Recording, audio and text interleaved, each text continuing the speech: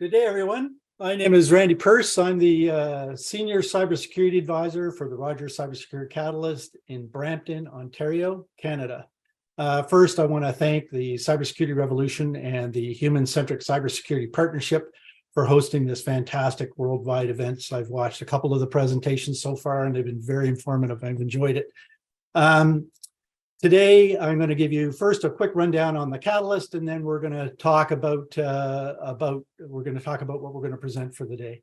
To give you a short idea of the Catalyst, we're a small nonprofit within the Toronto Metropolitan University in Toronto, Ontario, that offers cybersecurity programs and services across Canada. We have groundbreaking training and workforce development programs aimed primarily at building, sustaining, and improving the Canadian cybersecurity workforce and helping improve cybersecurity within the existing workforce. We also have a first of its kind cyber range in Canada, a commercial accelerator for Canadian cybersecurity startups, and a policy development program. All of these initiatives have been well received by government, business, and cybersecurity communities. So we've been really happy with our success so far, and making sure we're moving the yardsticks on cybersecurity in Canada. For today's session, we're going to take some time to discuss a common challenge that everybody across the globe is feeling, as I understand it. That is the cybersecurity workforce gap. We're going to share two Catalyst initiatives that show promise to help close this gap. My colleague Agata will be managing the run of show once we get started. Agata, do you want to just give yourself a quick introduction? Thanks, Randy. I just want to echo your thanks in having us here this afternoon for us and morning or evening for you all. I will be supporting our presentation today and keeping track of any questions in our Zoom chat and Slack channels, and moderating the conversation with Randy and with Kathryn and Diana, who are here as well from our team. Thanks, Agata. So the way things will go, basically for run of show, to kick things off, I'll be discussing our collaborative effort with the cybersecurity community employers, partners, and HR and hiring managers to better define cybersecurity workforce requirements and identify various approaches to helping better manage the talent pipeline. Then my colleagues, Kathryn and Diana, will talk about their CyberStart program in their presentation, Cybersecurity K-12 Education, Developing Digital Citizens of Tomorrow. It's a very interesting and exciting program, and they're going to talk about how its unique approach is going to help youth become more cyber aware, build their initial skills, and also attract them, hopefully, into the cybersecurity field, because we need more. We need more of them.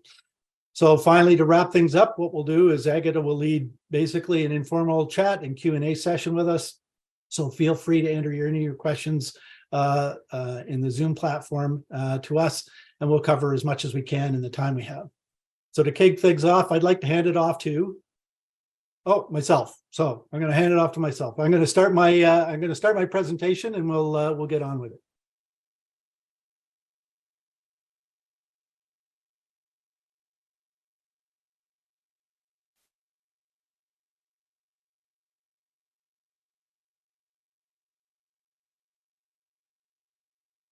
Okay, so everybody on the team, you can see that.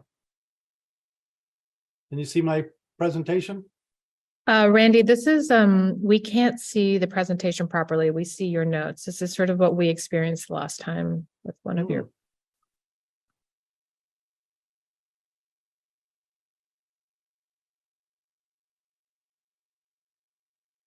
I'll try this again.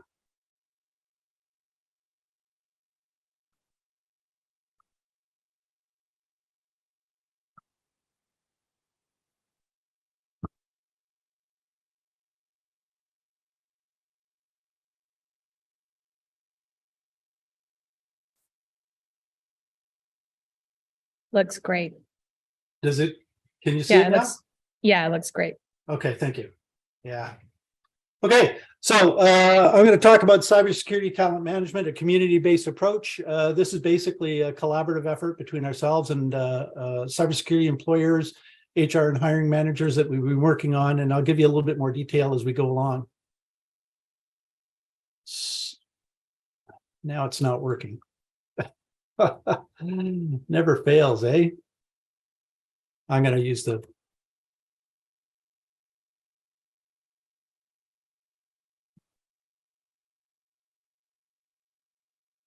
Two seconds. I'll find out why it's not operating here.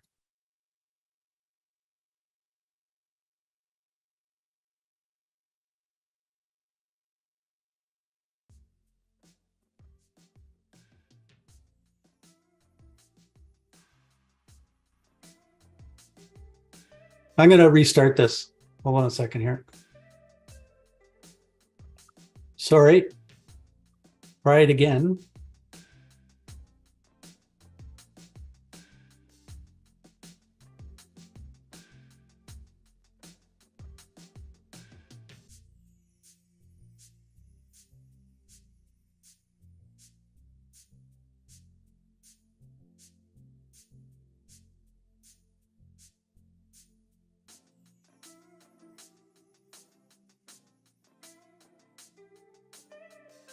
Does that work? Yeah, it looks great. There we go. We got it. Finally. Sorry. You know, it's funny. We're all tech people, but nothing seems to ever go smoothly, 100% smoothly. So anyway, so why is this a concern to us?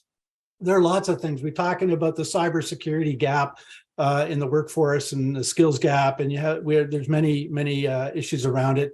But basically, the biggest challenge around this is not just about the fact that there's a workforce gap, a gap in cybersecurity skills, but basically this results in significant risk to organizations across the globe. You know, and basically, there's many people that have identified that basically what's missing is some sort of actionable guidance to help fill these cybersecurity roles.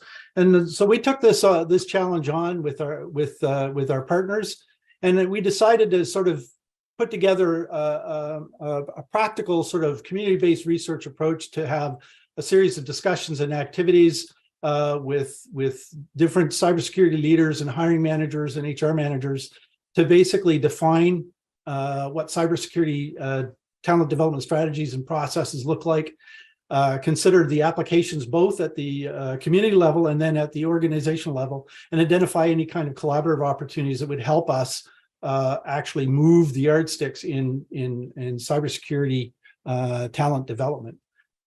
Just to put some scope onto the problem here, we're talking, there are many people have defined cybersecurity, the cybersecurity workforce to include a broad range of people, and we're not going to discount that at all. But our biggest challenge we were looking at was with cybersecurity professionals and the specialists that are spawned from those professionals.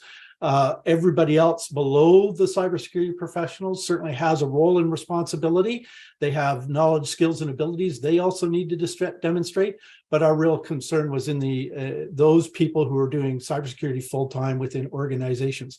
And that's the other thing. It's an organizational context where we're not looking at the national security space. We're looking at largely the organizational context. So this is basically what we did.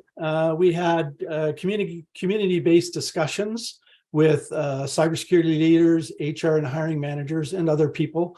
And we actually used the employment lifecycle as a framework. So that included a workshop and discussions on finding and attracting talent, then recruiting and onboarding talent, and developing talent. Then we had conversations on compensation and recognition, and we ended off with retention and career transitions. So you can see the entire employment life cycle as the framework for the discussions. Here's what we generally found, and this is it's not necessarily going to be surprising to many of you on the Zoom meeting here. But we generally found a few key things that we needed to deal with. First, there's an unclear picture of the talent gap, okay? There's lots of people running around with their hair on fire saying, hey, we lack people, but there's a bunch of, we haven't really done a good job at defining which people we lack. So there's a bunch of confusion on roles. As an example, when you talk about a cybersecurity analyst, what are you talking about? Right? That isn't well defined in the community. And this happens in every emerging in every emerging occupation. But what are you talking about when you talk about cybersecurity analyst? Are you talking about somebody who's working in a SOC? Are you talking about somebody who's at a senior advisory level in an organization? It can certainly change that. Canada is in the process of finalizing a national occupational standard, which helps define these roles and will create the lexicon around employment in cybersecurity. And hopefully that will help alleviate some of the role confusion, but it's still out there.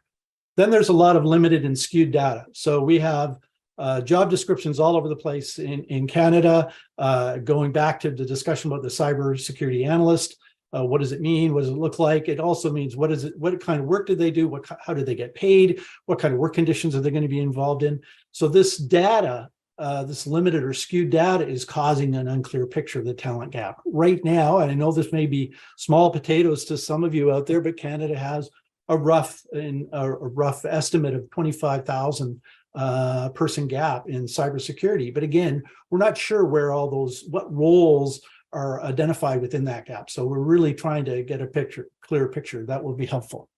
The other thing is that cybersecurity is a low visibility occupation in Canada. I know in other nations it's higher visibility, but in Canada, it doesn't have a big following. There's not a lot of people running towards cybersecurity as a profession, and we actually haven't done, as a community, a very good job of advertising cybersecurity as a career of choice.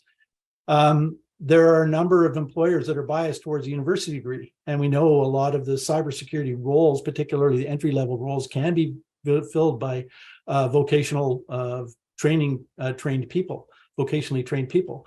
So there's no problem with everybody getting a university degree. The problem is that it creates a very long tail for education to put graduates out on the street that could actually get the job. There's still a tremendous focus on technical skills, and we've seen this. And the challenge with that is that what we're hearing from employers is that, you know what, it's not just the technical skills. There are also a lot of other competencies that individuals need to bring to this table, including, understanding of risk management, communication skills, ability to critically think, continuous learning, personal integrity. So there's a lot of other things that wrap around the cybersecurity professional that we need to consider beyond just the technical skills. The other challenge, again, in Canada, is universities are having a difficult time responding to the dynamic workforce needs.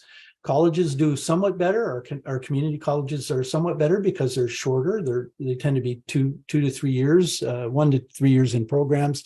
Plus, they have a much more tighter relationship with industry. In fact, many of the instructors in colleges come from industry. Universities are a little bit more problematic in that there's often a large bureaucratic process to curriculum changes and curriculum improvements that professors and instructors are dealing with. And then there's high work expectations of employers expressed in job postings in a very common circumstances that happen across Canada. For entry-level cybersecurity operations center analysts, a lot of employers were asking for a specific certification that took 5 years to accomplish, right? So how could they be in cybersecurity for 5 years and be interested in an entry-level position? It just doesn't make sense. So that was one of the problems. The other problem is there was high wage expectations of candidates, particularly coming down off the pandemic. There was high demand during the pandemic. There were a lot of people with the work from home. Businesses were scrambling to try to find ways to ensure that they could get people working from home, but securely. So there was high demand, higher wages, but those wages are starting to normalize out a little bit now. But we're still seeing some of the high wage expectations of candidates, even with those of limited experience. So those are some of the big picture things that we've found. And all of these contribute to what I say are barriers to entry. Some of them aren't really hard barriers, but they're tangible. They're sort of intangible barriers to entry for a lot of people. If you need a university degree, that turns off like half the Canadian population, right? Then if it's low visibility, then they're not even aware of it, right? So if the focus on technical skills and on cyber as a technical profession, well, then anybody who doesn't have a technical leaning won't be interested. So we realize that there's some of these challenges and we're working with them, and we've got a number of initiatives on the go, including the one that Kathryn and Diana are going to talk about a little later on. So the first functional area that we're looking at is finding and attracting. And, the biggest question was, why is it difficult to find people with the right fit? We thought we were looking all the right places and we really couldn't. So when we were talking about finding talent, we were looking at resolving common issues across the community. The first thing is discerning actual human performance needs. There are a lot of changes that are happening in cybersecurity. And so when we look at a role or a position in an organization, what is the actual human performance requirement related to the tools and the processes and the technologies that they're going to be using? And then let's deflate some of the stuff that was added on to that as a matter of course. So let's figure out what the actual human performance needs are. And then let's identify all the needed competencies and capabilities of that person, right? Quantity and quality. And then create accurate job postings and descriptions that have meaning and that people can relate to. And then explore diverse talent pools. And we'll talk about the different talent pools in a second.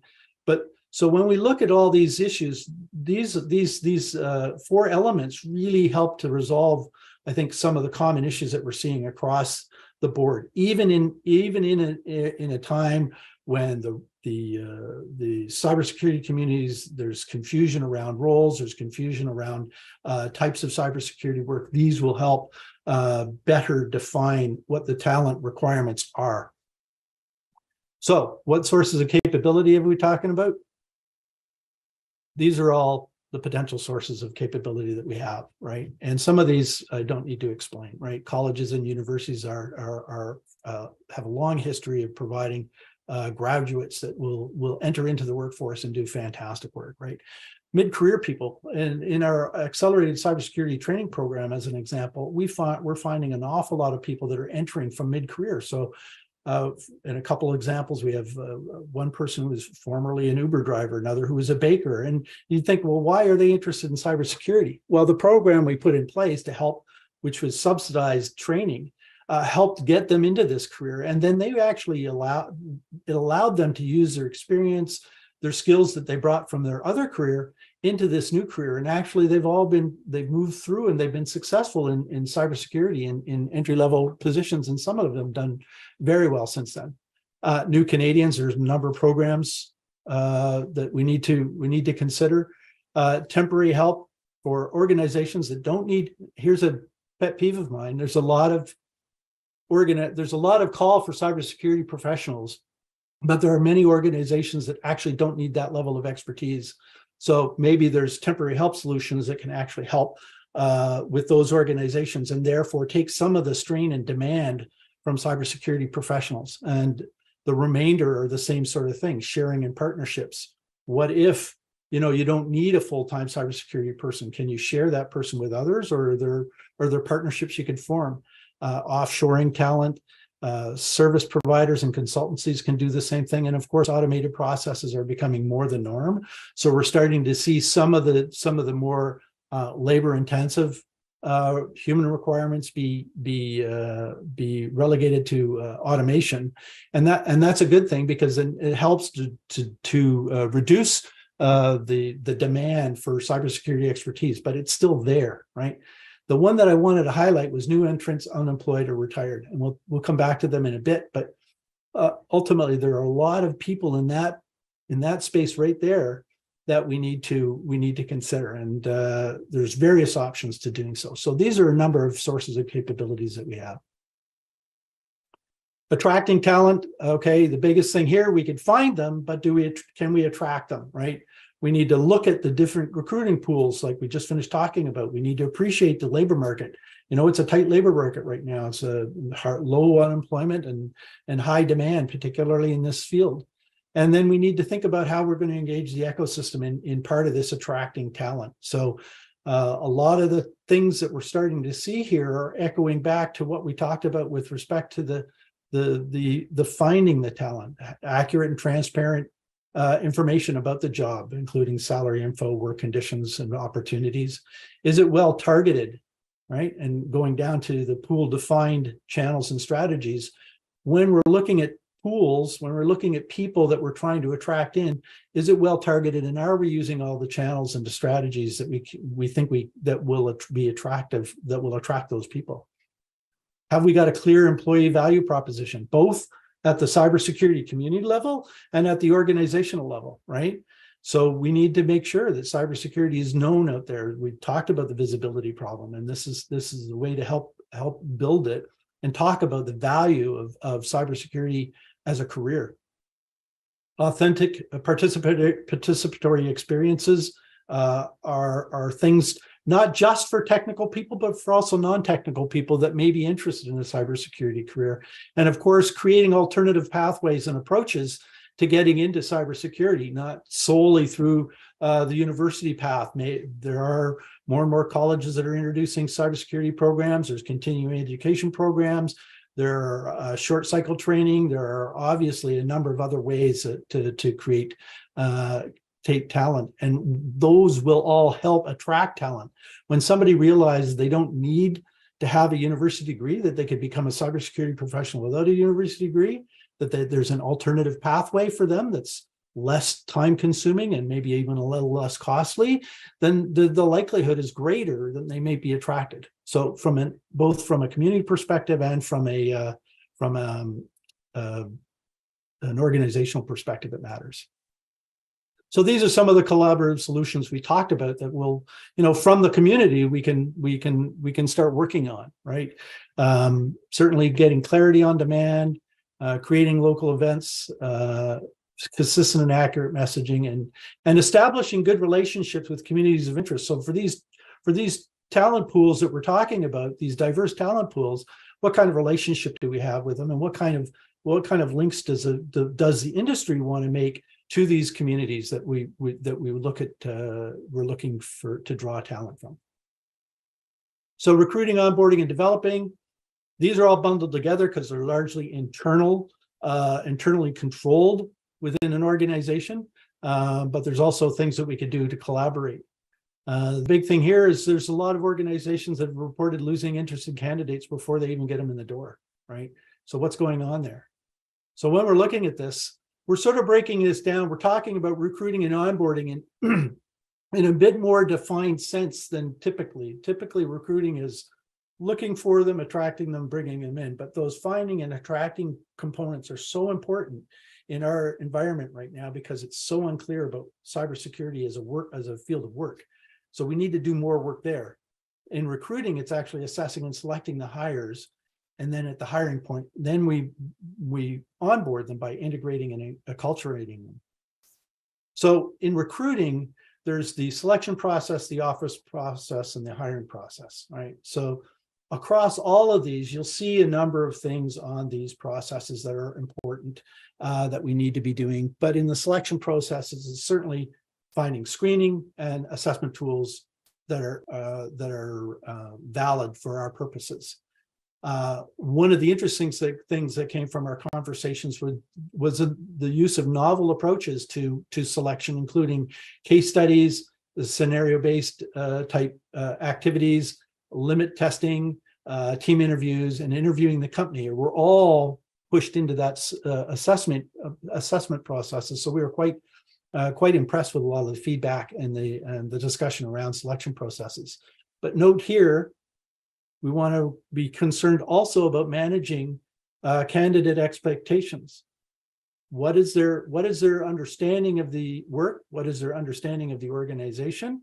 And what is our understanding of the expectations on them, right? And how are we communicating that? As we flow through into the offer process, the whole thing is about being clear and transparent again. So you're going to see this as a repeating theme, clear and transparent, right? And if we have a better understanding of the industry, we can be competitive, comprehensive, fair, right? Some of the other things with the offer process, some of the biggest observations were it needs to be timely, but not rushed. So one of the biggest challenges is particularly in cybersecurity, where they're looking at security clearances or they're looking at getting personal integrity checks and things like that. It can be a lengthy process. So some people just fell right off the map, right? So in some organizations, the process was so long that people just gave up and got a job elsewhere, right? So if you're going to have a long process that you can't control, like a security clearance, then you need to be checking in with the applicants to make sure that the people who are tentatively selected, to make sure that they're still with you. And there may be even things you can do to keep them engaged, right, and keep them as part of the pipeline going into your organization. The other thing was be prepared to counter offer. That was something that came from our insights. And as well, again, ensure expectations alignment in the offer versus what what they were told in the selection process, what they were told in the finding and attracting process should be followed up in the offer process. Hey, this is what we talked about. This is what you expect. Here's the offer. And then they should be able to balance those expectations with what they've been told so far. And then finally, the legal hiring process, right?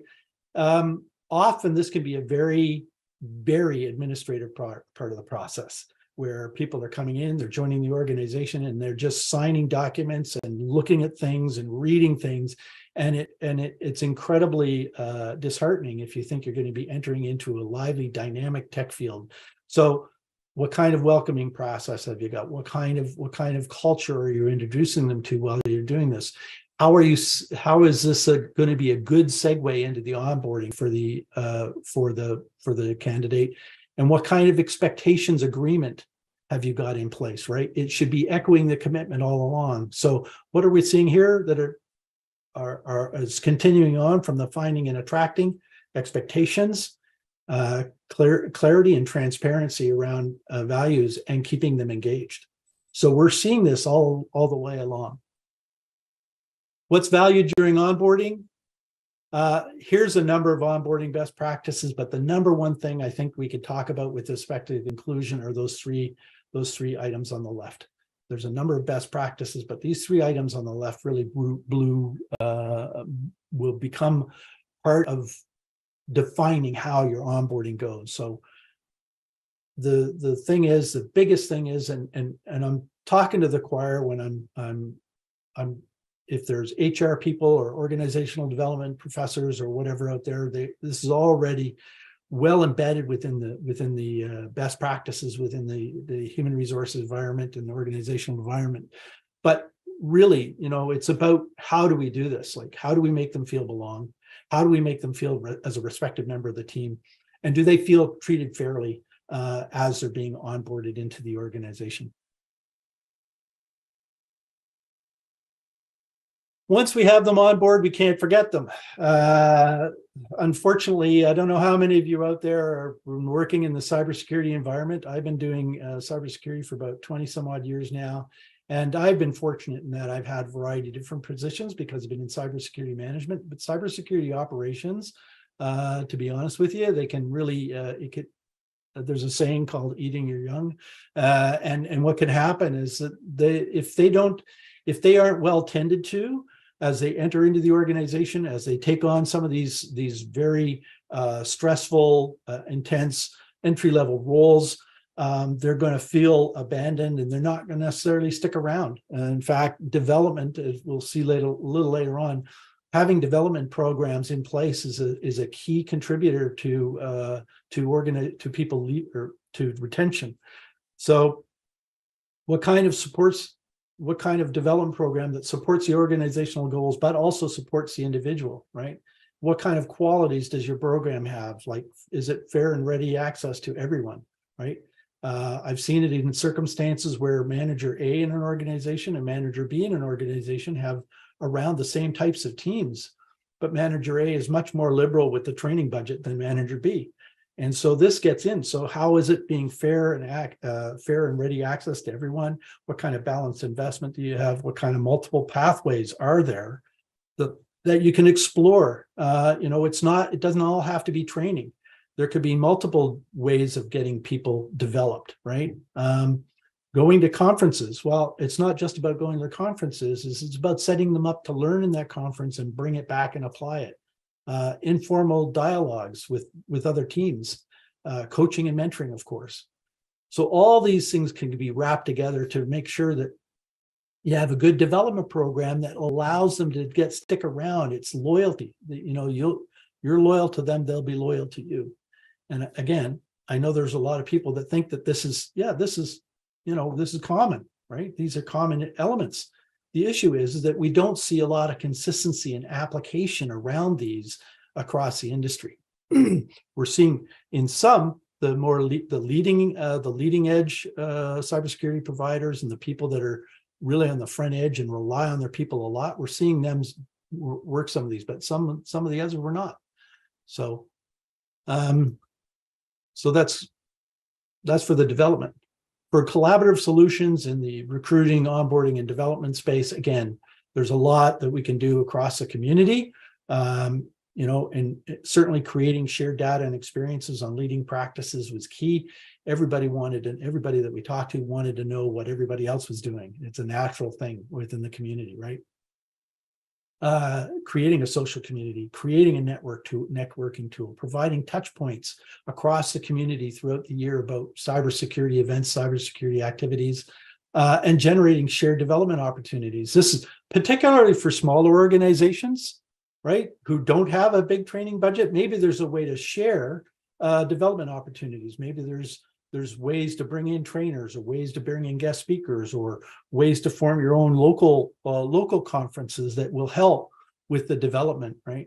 Particularly now that we have a significant virtual network within cybersecurity, we can do a lot of these things, and it doesn't take a lot of effort or a lot of money. So that's key. Finally, getting to the bottom line, compensation and recognition. Besides the specific financial benefit, why does compensation matter? And this is sort of a key question. And ultimately, compensation matters because it actually demonstrates the organization's value. I know it's a dollar figure, but it shows it's aligned with what the organization demonstrates as value for the employee, right? So now there are other ways of talking about demonstrating value, and we'll talk about those in a second. But the monetary best practices that you see all lined up there are really, and you could pick and choose from any of those, or you could try to do them all. But there are a number of them. But what we're seeing now is we're starting to see a much bigger, a much greater trend towards total compensation packages to include non-monetary, right? Because particularly with cybersecurity industry, small cybersecurity companies and service providers, et cetera, they may not have the budget to be able to provide significant monetary benefits, but they may be able to provide some other ones that we'll talk about in a second. When we're talking about monetary best practices, so a couple of the big things that came out from our discussions was transparency and equity and fairness. Unlike probably 30, 40 years ago, employees now are far more open to talking about their pay, right? So they talk to each other about their pay.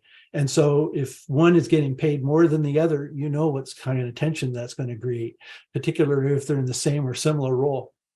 So we really need to be thinking about those as we look at it from an organizational perspective, and also across the industry, we need to be very careful about that. Then there's a number of other considerations there with respect to, what kind of linkages do the monetary practices have? What are we doing? How much are we paying for outsourcing versus internal talent? Are we being consistent in these? And you can implement all of those on the left-hand side of the screen there. But for every single one of those, there's not only going to be the monetary cost, the outlay, there's going to be implementation costs. So these are certainly things that we need to consider, and these are a number of best practices that came up in our research. But a lot of the considerations now are around non-monetary best practices, and we've broken these down into basically three employee-centric considerations. The first is having a supportive work environment, right? This is probably one of the top reasons, one of the top retention areas, right? Making sure that, the working conditions are right. They have the work environment, the flexible work, the perks associated with it. These things are actually quite quite valued by the employees, right? Then the next one down, engaging work environment and engaging work and development.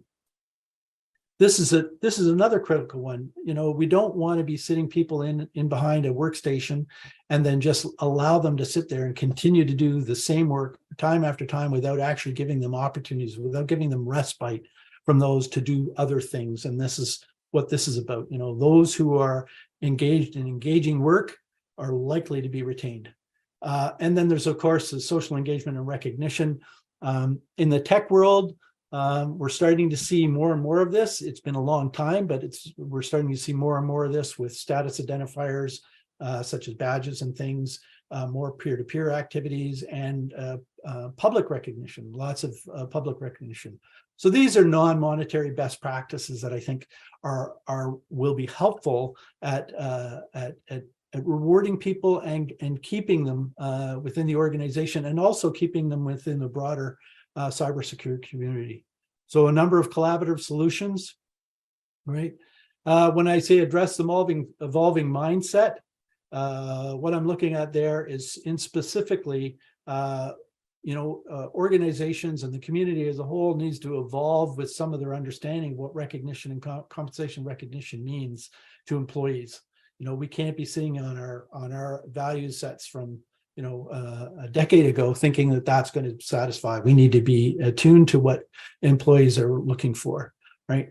Lots of other things in here, communicating who's demonstrating leadership in the area so that we could do benchmarking and sharing on this. So lots of potential for the community to work with each other, work within the community to help create a better understanding of compensation recognition and improve the opportunities in cybersecurity. Finally, retention and career transitions. Why do they leave, right? Here are the top 5 reasons for leaving the job by Statista in 2023. Of course, pay, better title promotion. So status is really important in cybersecurity. The job title means a lot. Lack of opportunities for advancement or career growth. That's huge, right? And when we talked about development, that's a big one for cybersecurity professionals. The remainder are, of course, important. I thought the work culture was negative and unhealthy. There are a number of people that leave just simply because of management practices. So, and of course, burnout. So the goals and retention, these we know about these goals. The biggest thing is that a lot of leaders don't understand the issues around the potential replacement costs for an individual. It could be 1/3 to many times the cost to replace a cybersecurity professional, right? So there's always a cost benefit analysis that needs to be done when you're looking at retention programs versus, okay, well, let's just get rid of them and let's get somebody else on board, okay? And then there's a number of critical factors that are engaged: employee engagement, how the employee is valued, including the monetary value, organizational culture, and leader and manager behaviors. These all contribute to retention. It's a top HR concern. There's no shortage of articles and discussion around this, but each of these questions are valid, and we should be asking these for ourselves when we're considering why we're having higher than normal attrition, or when we think we're going to update our retention strategy or our recruitment strategy. Are we looking at these? So we're starting to see this is coming full circle back to our finding and attracting as well, right? And here's a number of retention activities that came out of our discussions. All of these, everybody should be fairly familiar with because you actually work someplace and they are probably employ these to various degrees.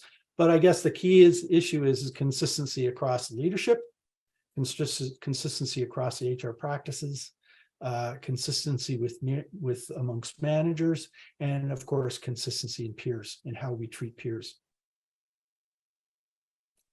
So the last aspect of this is the transitions, the career transitions. Well, what does that mean?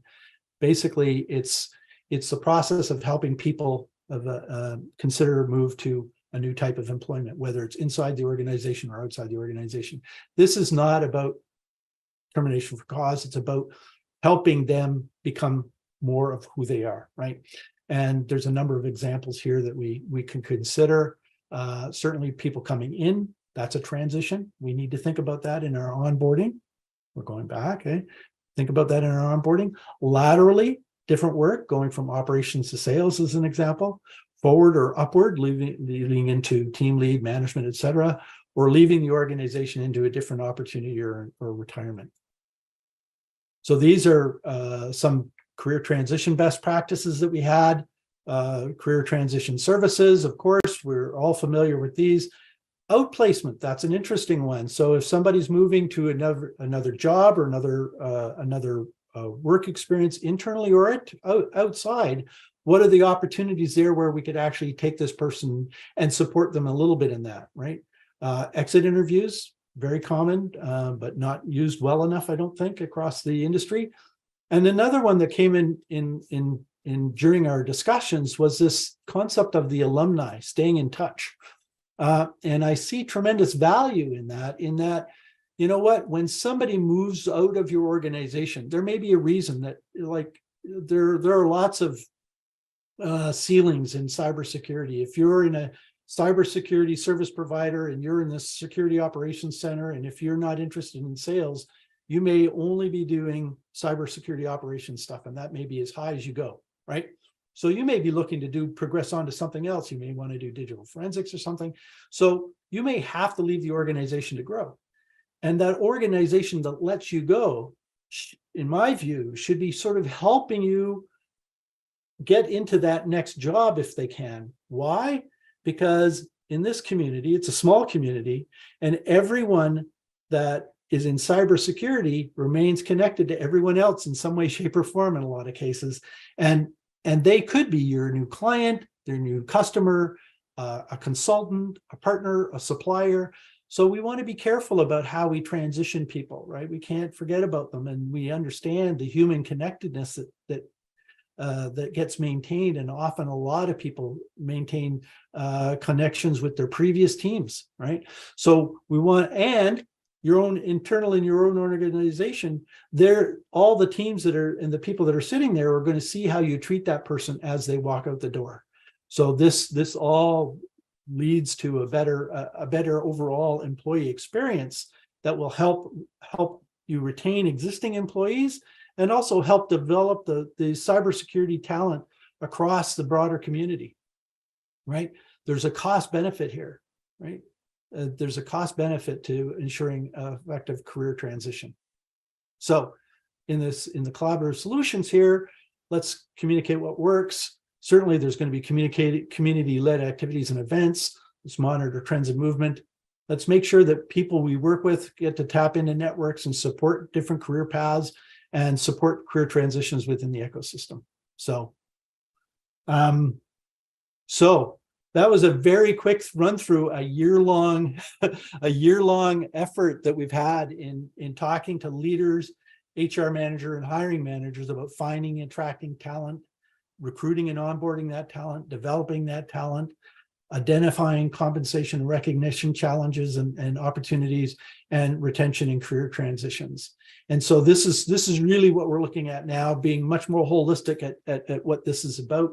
And when we're trying to tackle the cybersecurity talent challenge, this sort of identification and better management of all the way along, and attending back to all the things that we know, the themes about clarity and transparency, continuous engagement, ensuring development, these types of things, all ripple throughout this program. So we're really happy to get the results, and now we're going to be working and more intently at putting together some guides around this to address the first problem that says, hey, better guidance is required.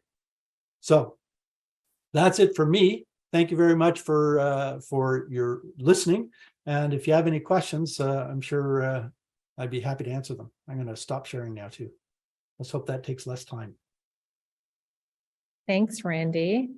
You did such a great job distilling all these really important insights that, have been collected over our conversations.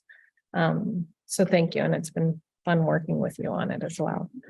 You've presented and introduced some really important ideas to help us address the workforce gap. What has the reception been to these with the various audiences? Yeah, actually, we've been really really impressed and really enthusiastic about the response from employers, from particularly within the cybersecurity community, but we've also been engaging people that are outside the cybersecurity community, right? Larger organizations that have a core of cybersecurity folks, and I think they've really enjoyed being part of the conversation and contributed to the conversation. And we've got a lot of value out of those conversations that we otherwise wouldn't have had unless we talked to them, and engage them. So it's been really helpful. And on top of it all, they also want to help lead and move this forward, and which is really, really helpful. And it's a core of a community. All good stakeholders in the community want to move forward and try to help solve this problem, because it's everywhere, and we're hoping that this bubbles up and becomes something that we could rely on. We can actually help influence some of the processes to get some of those positive outcomes. But I'm sure we've got a lot of partners and suppliers and stakeholders that are interested in helping continue this. Great. What are the benefits of this approach relative to others, in your opinion? Well, I think, yeah. So when we're looking at the challenges that organizations are having, every organization is like a silo, right? and the concept, the talent pipeline management concept, actually was developed down where we got our information from, was the Department of Commerce in the States.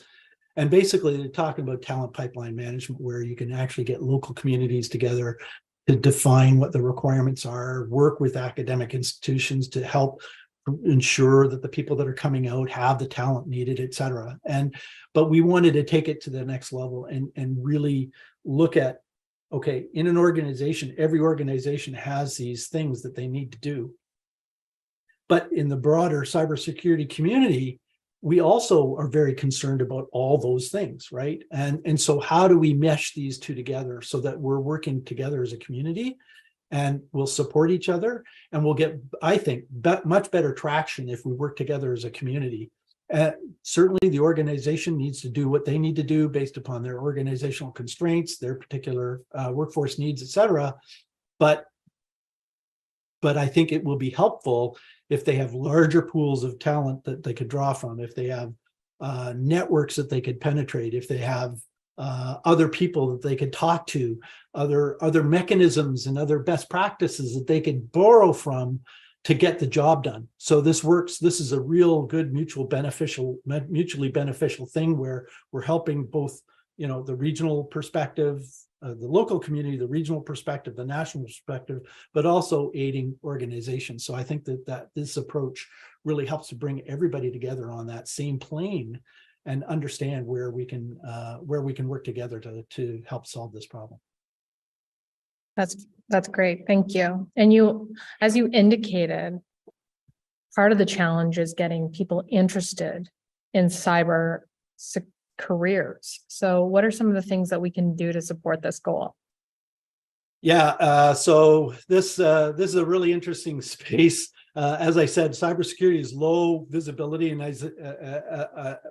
one of the statements that came up during our discussions is cybersecurity has a PR problem, and it really does. It has a public relations problem, and so I think a lot of the challenges go with the perception around cyber being solely a technical space. You need to be a super geek in order to do it, et cetera. So we get a lot of different views around that, and that is a significant barrier to entry right now. So just as a note, I think Kathryn's program is really good at trying to burrow into the youth, trying to get them oriented to what this is about, and get them moving forward and thinking differently about cybersecurity, both in practical terms and in potentially as a career term.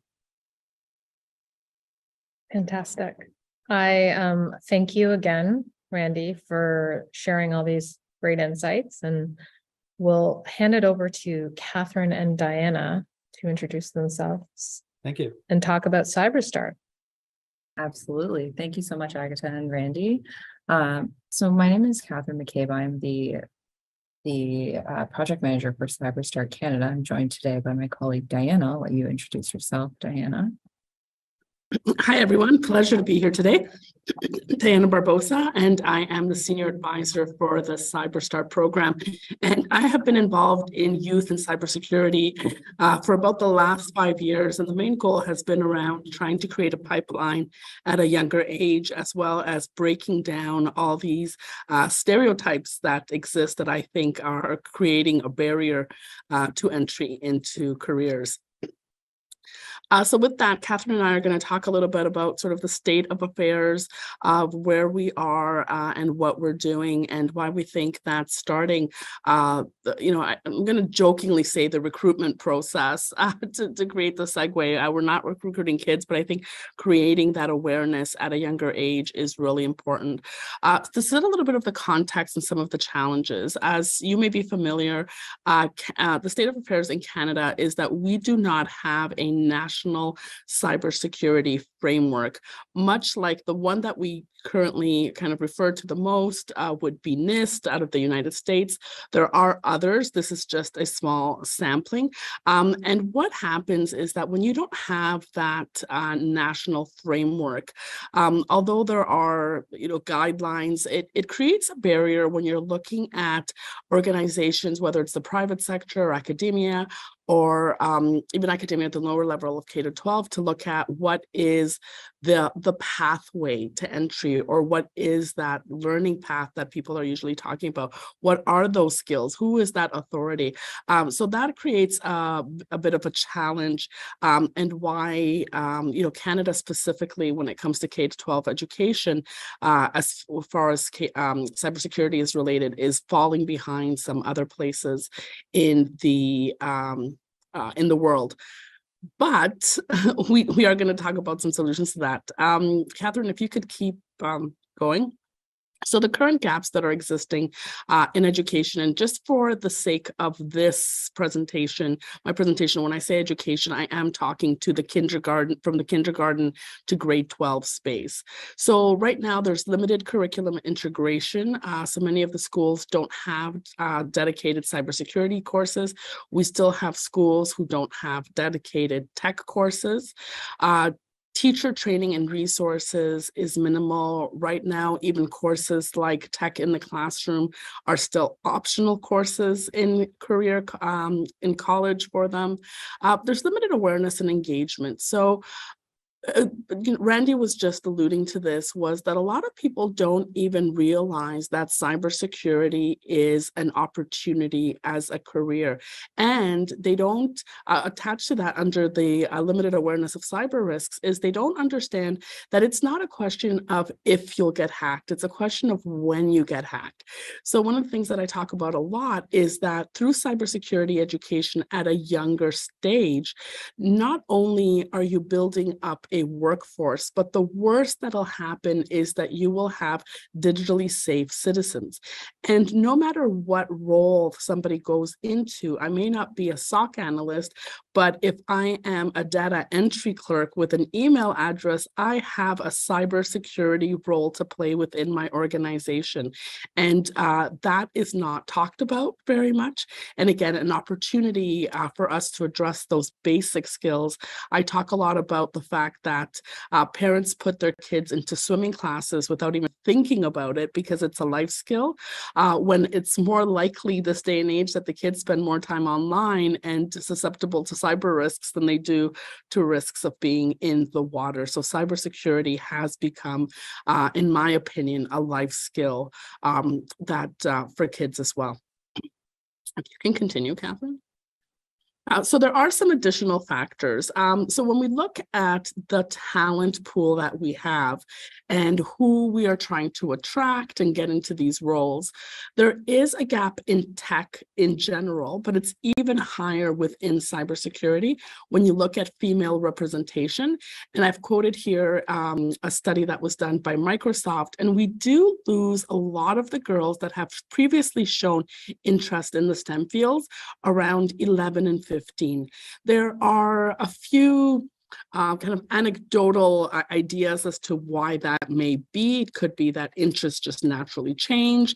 It could also be that that's the stage where there's more social pressures to fall into sort of traditional roles. And tech sometimes is presented as a very, the boys are doing the technical stuff, the girls are doing the more caregiving type of work. And sometimes the tech world is also seen kind of as where the geeks go, and perhaps they don't want to be associated with that kind of terminology. So what Kathryn and I do a lot of is going out there and trying to break down those stereotypes that exist. There's also the fact around sort of inclusive representation within the talent pool, that there's a gap. And how do we create a bigger talent pool? Because right now there's a lot of focus on post-secondary students, and how do we get them into particular roles, or how do we get people going, let's say, from grade 12 already into a post-secondary program that is going to make them cybersecurity specialists. But the interest has to have existed already. The opportunities have to be there prior to that, so that we have enough people in the senior grades in high school that are wanting to go into the programs, whether it's post-secondary or alternate routes that will then get them into cybersecurity roles. So there's definitely socioeconomic factors. We still have schools who can't afford the technology within the school. The digital divide is a very real thing. We take for granted that we have internet easily accessible. Not everyone does. Representation and role models. So when I talk about those stereotypes, are there enough people, women being represented in cyber? Are there enough people of color? Are there enough Indigenous people being represented and showcased as a success within the industry for other children to be able to see themselves in those roles? They're not. And awareness and outreach. So a lot of, there's already minimal programs that exist within that age group. And then the programs that do exist, a lot of them I personally think are a little bit exclusionary. They require systems that require science labs or computer labs that require a lot of expensive technology. And there's also no specific outreach being done to communities or marginalized communities that would not otherwise have these opportunities, to make them aware of the type of impact that they can make to their communities by not only being digitally safe citizens themselves, by pursuing a lucrative career in cybersecurity.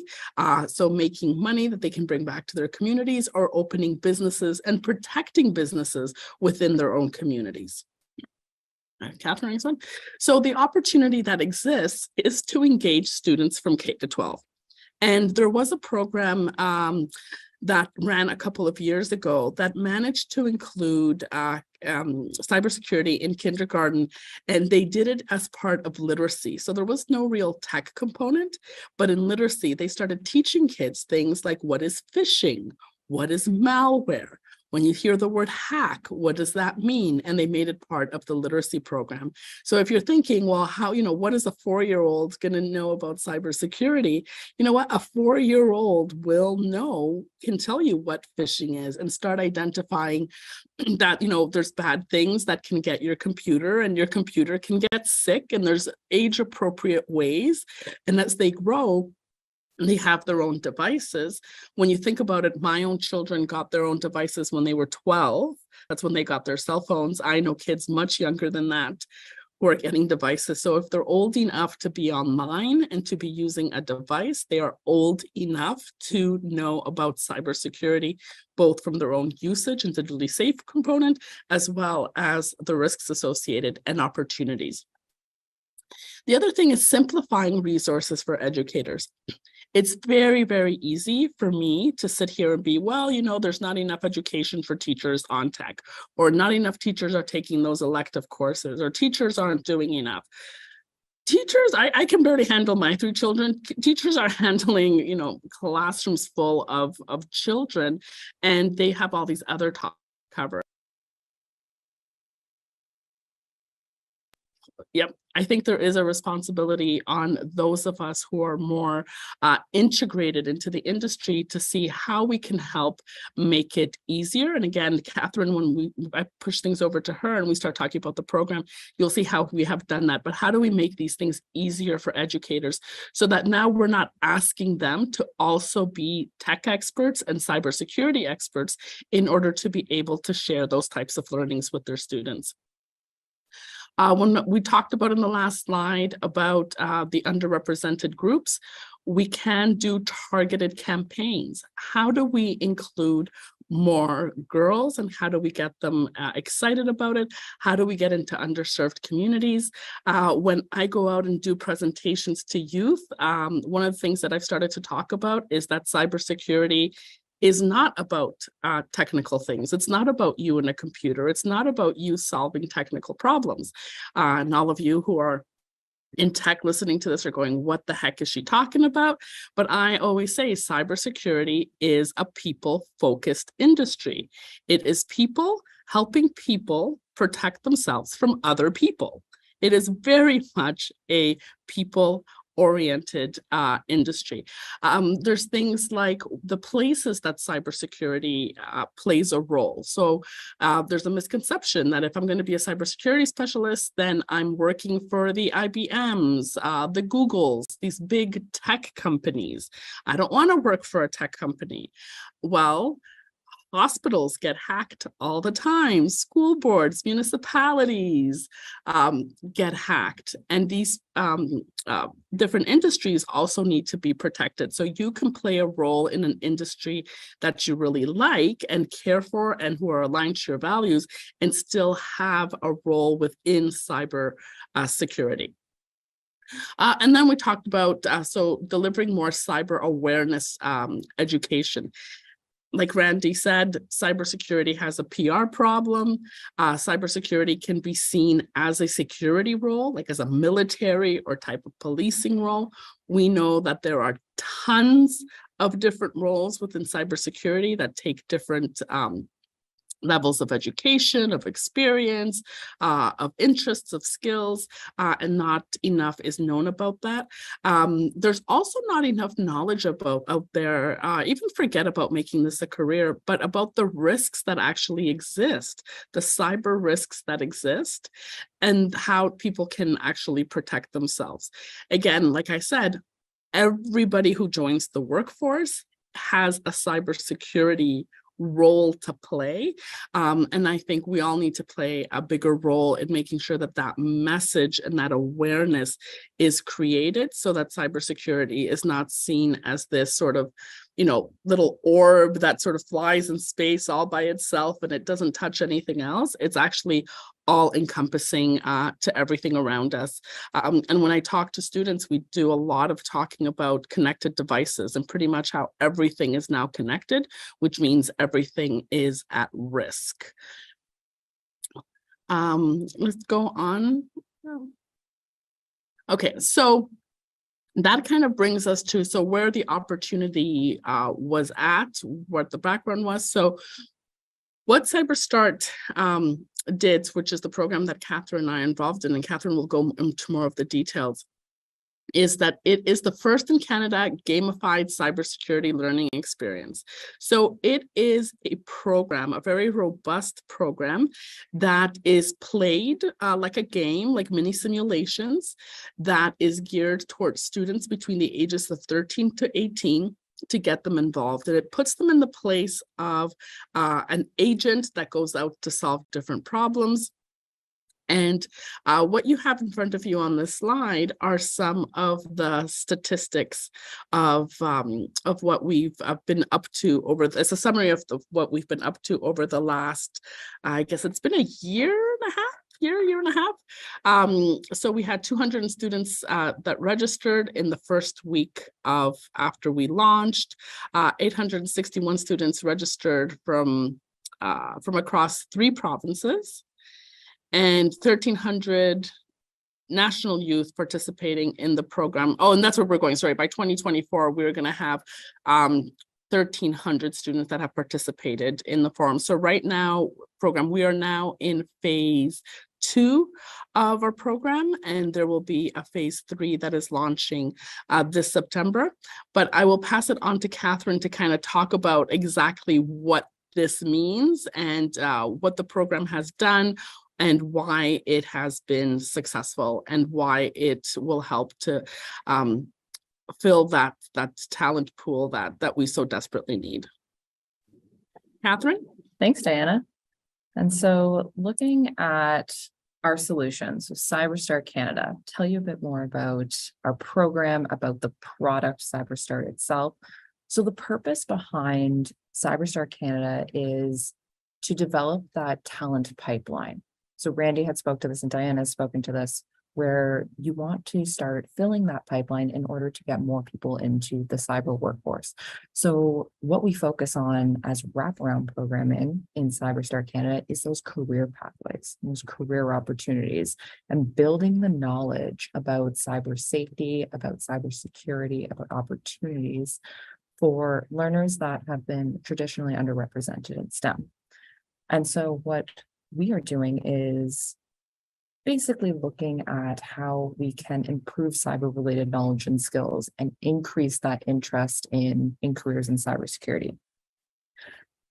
And then focus again on the fantastic funders and individuals who make our program possible. So Public Safety Canada through their Cybersecurity Cooperation Program, RBC, as well as support from the SANS Institute.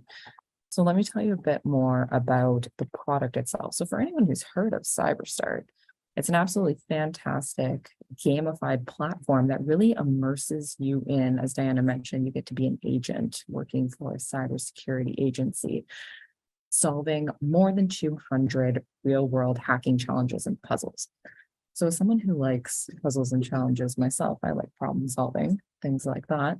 This was right up my alley. But fun fact, and I'll get into this further, is that I don't have a technical background.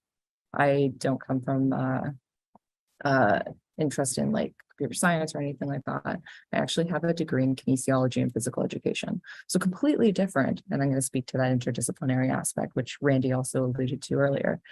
So why this product is so fun is that it focuses in on more of those like transferable skills. You get to play without realizing that you're learning. So it's learning without realizing that you're learning. You get to earn points. There's a bit of a competitive aspect to it, if you like, and track your progress, how things are going, how you're doing, what you're learning. And you're learning it all from industry experts. So it's designed by James Line, who's a fantastic individual who created these challenges, created these platforms. There's an amazing team behind him, developing this gamified platform to enhance your cybersecurity learning skills. Now, our program is from 13 to 18, but anyone can be over the age of 13 can be playing this. So myself, Diana, Agata, Randy, any of us, all of us get to enjoy it. And it's all within a safe, controlled environment. And so it's a lot of the most up-to-date defensive and offensive cybersecurity practices. So you get to learn a lot about the different technical skills and again, developing your transferable skill development all within this platform. So I'd like sharing this slide in particular that shows you a bit more about the cybersecurity learning journey. So there was a report released from Future Skills Center and Blueprints called A Race for Talent Insights from Canadian Cybersecurity Employers. And it actually features a Catalyst program, the Accelerated Cybersecurity Training Program. And from that report, it took away top technical skills valued by the most surveyed employers, as well as like programming and script languages that are most valued in candidates or potential candidates from the employers that were surveyed as well as your non-technical skills that are valued when you're hiring for cybersecurity roles. So if we take a look at what we have here that you can develop in the game, there's intrusion detection and response techniques. That was a technical skill that was identified. There's the opportunity to be experiencing and going through learning those technical skills as well. Troubleshooting, you can literally do that with any. It's almost like problem solving in the cyber digital world. Network defense, you can see that that takes place in one of the different bases as well. Vulnerability assessment, identity and authentication management, penetration testing, security analytics, like these are all different technical skills that are valued by the employees that are surveyed. So it's interesting to see what employers are looking for in regards to technical skills and how students can start developing these skills before they leave high school.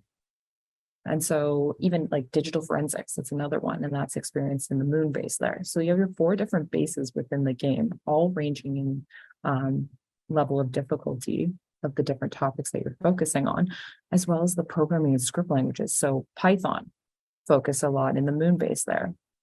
You get to use Linux throughout, and virtual machine, get to experience what that is like. JavaScript.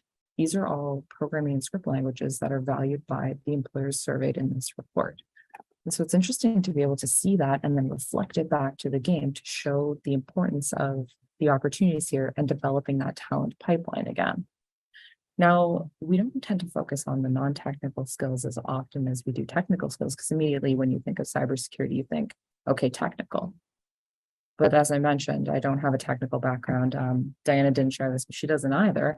But we come from like an area where you be an influencer, where we're supporting individuals, getting more people into cyber, making them aware of the opportunities that exist in cyber. And so thinking about the non-technical skills that you can bring to the role, and I know that both of us bring these to our day-to-day, is your verbal communication skills and connecting with individuals, being able to communicate with others and collaborate, problem solving and critical thinking, attention to detail. I know when you're reading lines of code, you might want to be paying attention to what you're writing to make sure that you're not making a mistake anywhere. Adaptability, teamwork, leadership skills, risk analysis, data analysis, or data science. These are all non-technical skills pulled from this report that are valued when hiring in cybersecurity. So this is what we're hearing from employers and what they're interested in. And they're all things that can be developed within the CyberStart platform. So let me tell you a bit about what we've been doing with the program. We launched on September 6th of 2022. So we are about just over 8 months old, which is very exciting. And so our first program ran from September 6th until January 31st. And this program specifically focused in 3 provinces. So this was Ontario, Alberta, and British Columbia. And our main focus was doing 200 students get into the program. It was a pilot. It's our inaugural program. And our focus was mainly girls and non-binary students.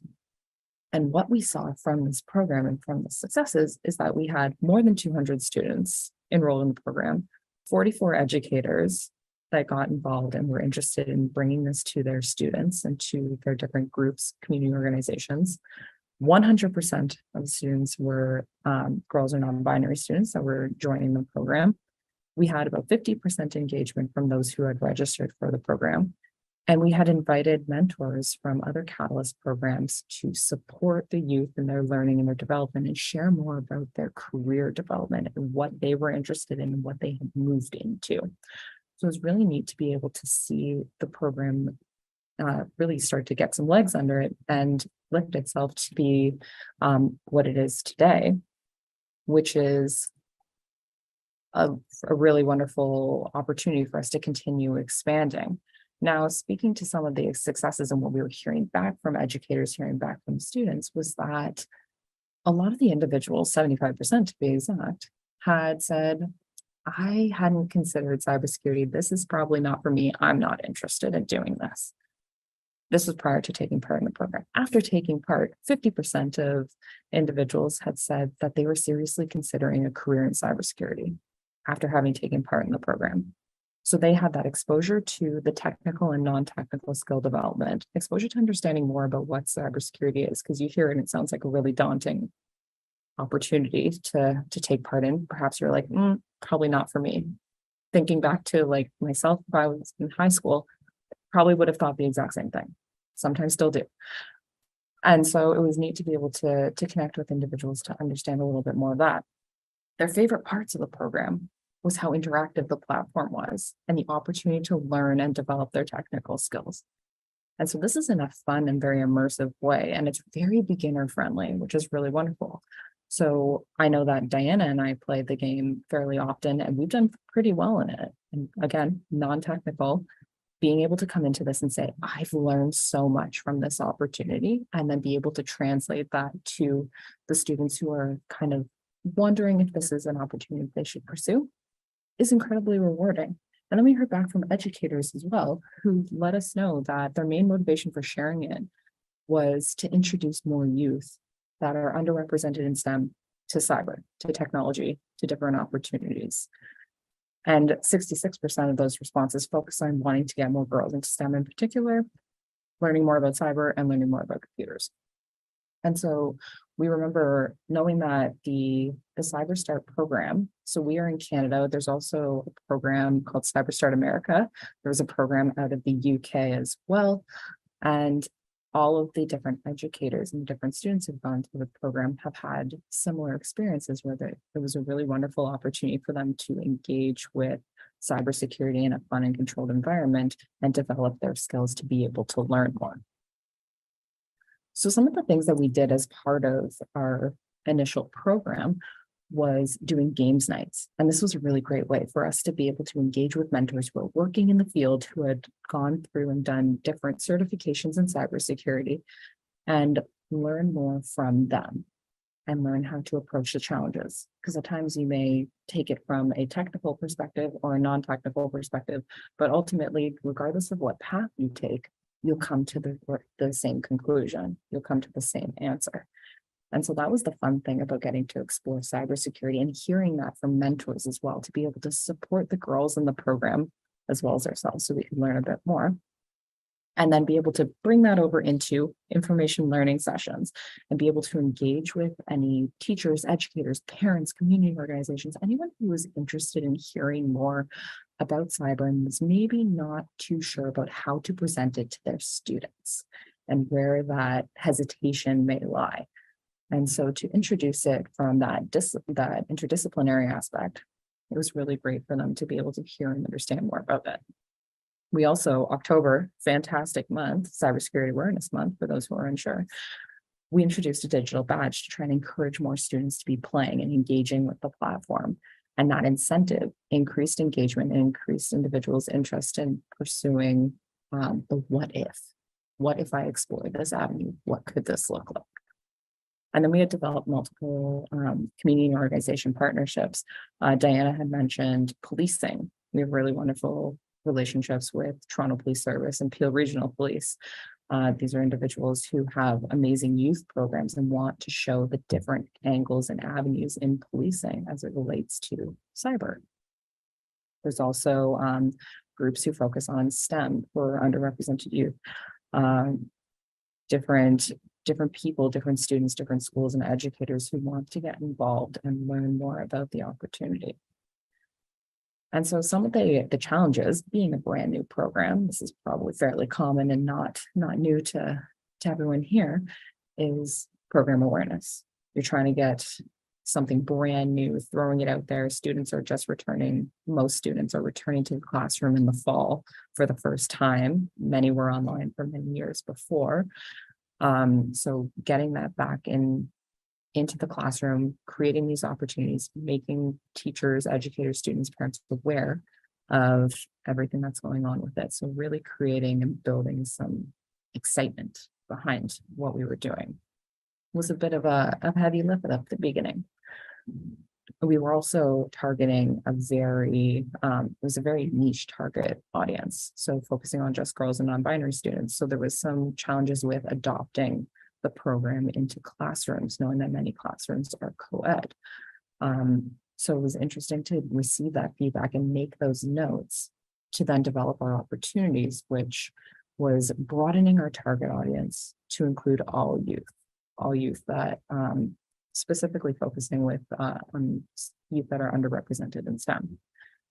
Focus again on the in-game engagement. So it's one thing to get your students enrolled in the program. It's another to actually have them engaging with the content, engaging and learning more about careers, about opportunities, and really seeing where this could take them.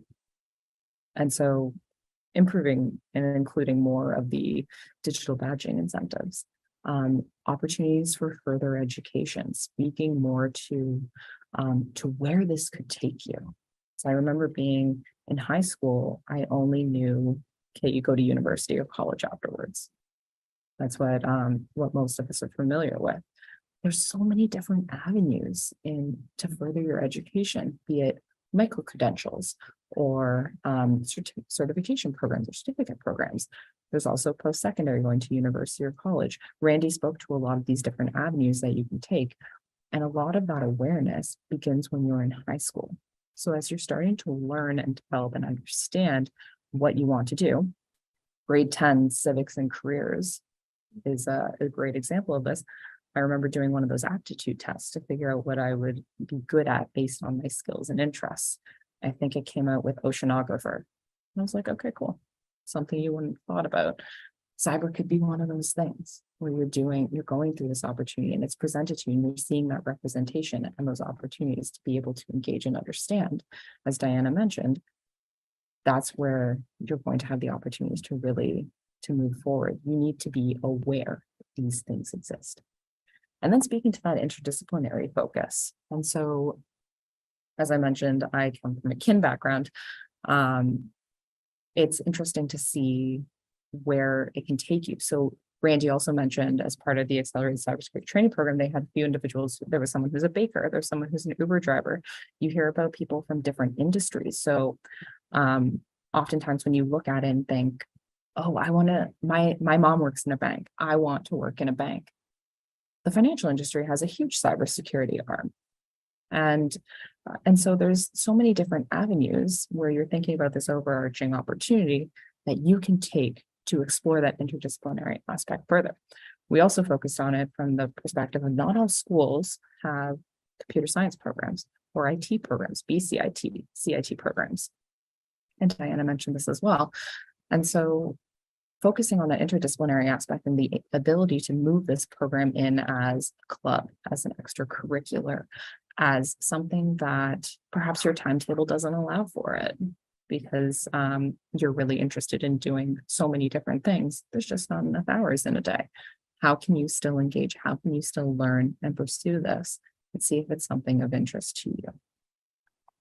So we always love talking about the interdisciplinary focus and then that transferable skill development. Again, the problem solving, the critical thinking. These are things that not only employers are looking for, but they're good to develop for yourself, to develop those healthy habits as you pursue education, as you start looking for jobs and pursuing careers. So now that brings us to where we are today. So we have fantastic partners at RBC who joined us to expand the program and offer it from February 1st to June 30th. So we are right in the thick of it right now. And we're still offering to our 3 provinces, so Ontario, Alberta, and BC. And we expanded it to offer to 400 youth still aged 13 to 18. So again, focusing on approximately grades 8 through 12. Internally, we created some targets for ourselves to be able to focus on how we can get more youth into STEM, more underrepresented youth into STEM, into cyber. And so one of our goals was to do a minimum of 40% of girls and non-binary students into the program. We wanted to see 100% engagement. So everyone who's signing up and everyone who's expressed interest is trying one of the challenges, a minimum of one of the challenges, just to try your hand at it, see what you think, see what it's like. We also did intentional targeting for schools and different organizations who, again, identifies having a strong diversity of youth represented. And so this was a really wonderful opportunity for us to expand the program, open it up to more individuals, really work on relationship building and presenting why this is incredibly important to introduce to students. So some of the highlights that we have of the program is that we did those information learning sessions. Again, reducing those barriers to participation, why individuals may be hesitant to explore cyber and go into it further.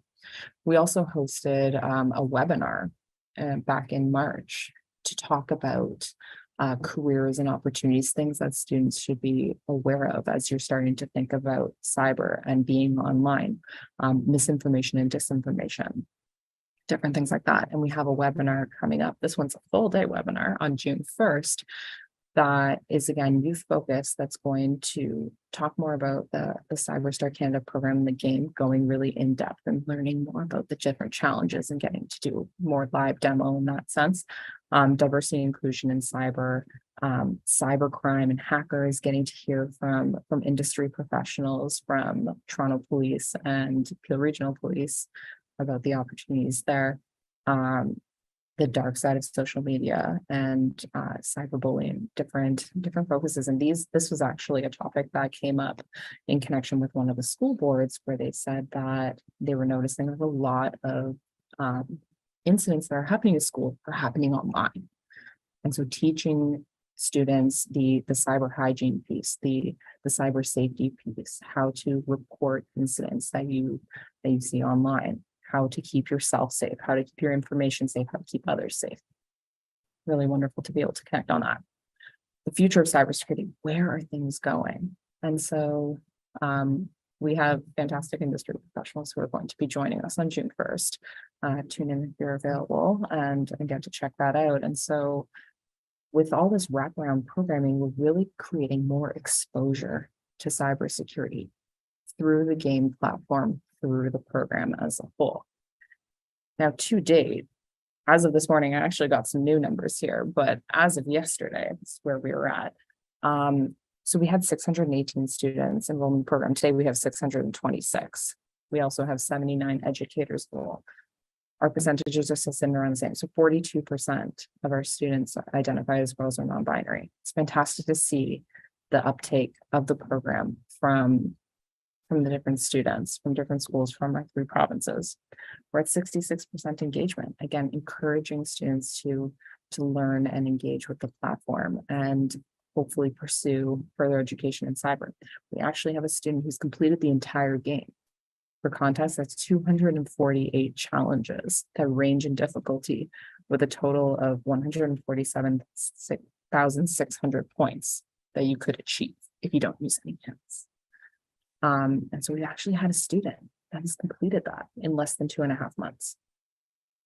We have more than 20 schools that are targeted as having a strong diversity of youth focus. More than 10 organizations, 12 organizations to be exact, and 12 conferences or workshops facilitated.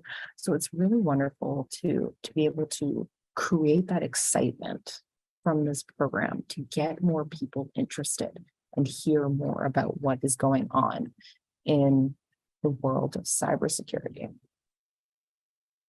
So we think about why the program is successful and why it's doing as well as it is.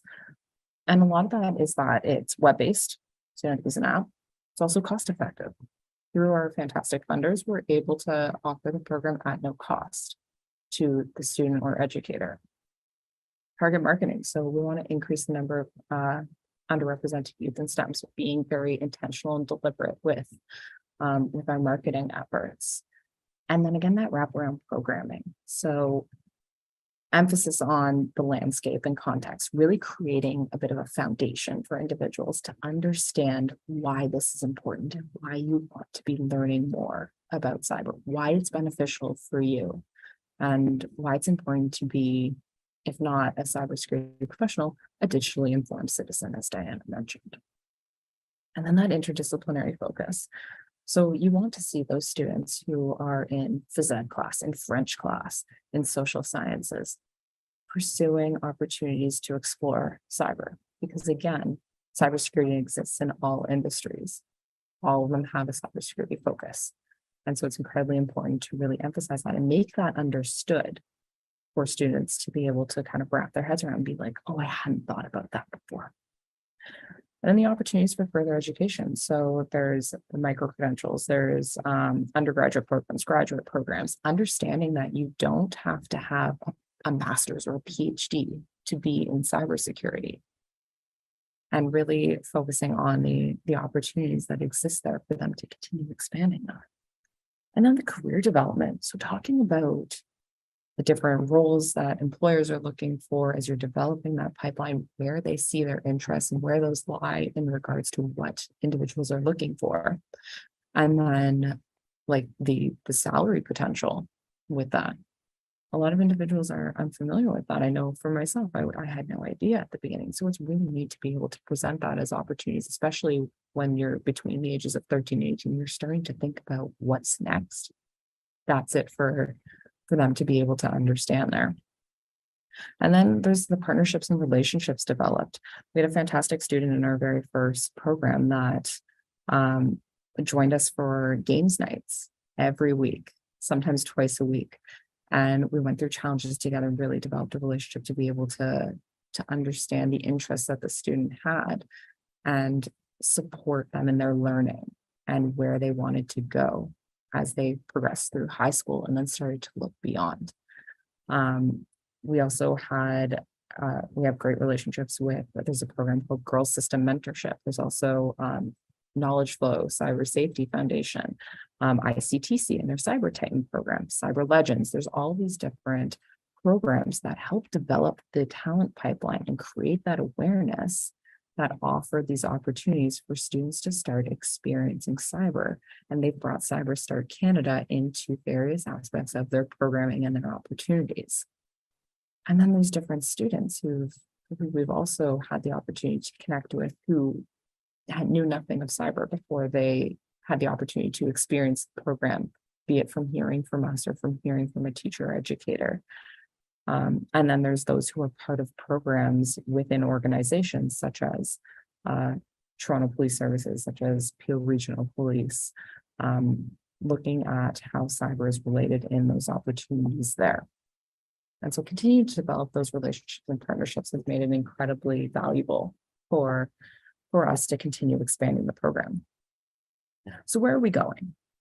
In September, our program will be returning nationwide. So our pilot focused on 3 provinces. Now we're going across all provinces and territories.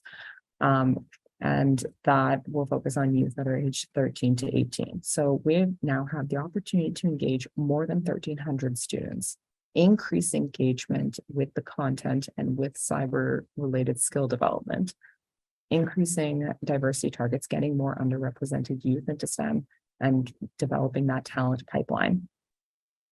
Focusing in on getting into more remote communities and opportunities, as Diana mentioned, developing those industry and corporate partnerships and academic partnerships, and creating that educator awareness. That's incredibly important to getting it into the classroom, is showing the value and the opportunity there to continue moving the needle forward and getting more individuals into the program and looking at the opportunities that exist there. Last thing I wanted to share was just a quote from a student that we had about CyberStart Canada, saying that it allowed them to learn about cybersecurity and how to prepare themselves for working in conditions like that, or even just general precautions for personal reasons. It's really wonderful to hear the feedback from the students and how this relates to their interests and their development, and see where it is that they hope to go as they look to pursue opportunities in the future. So thank you so much for hearing our presentation today.